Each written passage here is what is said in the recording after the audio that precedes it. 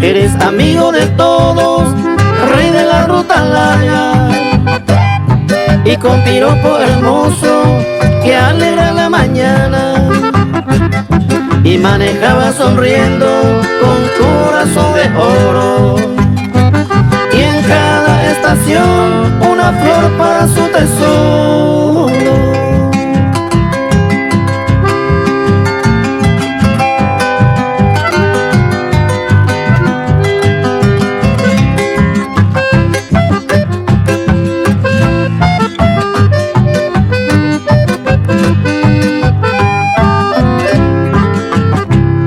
Tomando té refresco, reparta amabilidad, pizca de caballerosidad con nobleza y bondad.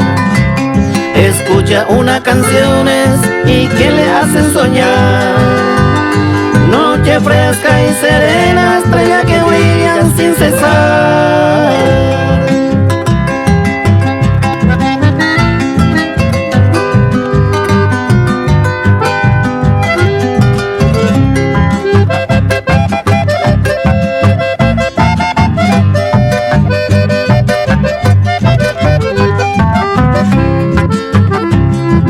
Día caluroso, momento y lluvioso, sendero rutinario con valor y arrojo, rompe la rutina con carácter y pasión, llevando amor y alegría en cada estación.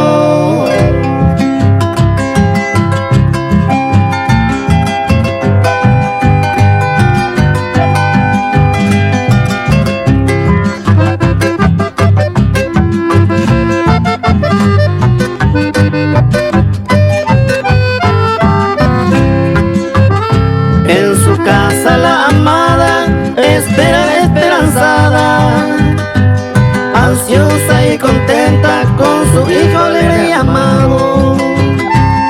Tus hijos te esperan con sonrisa y abrazos, el camionero paraguayo con corazón de padre y amigo.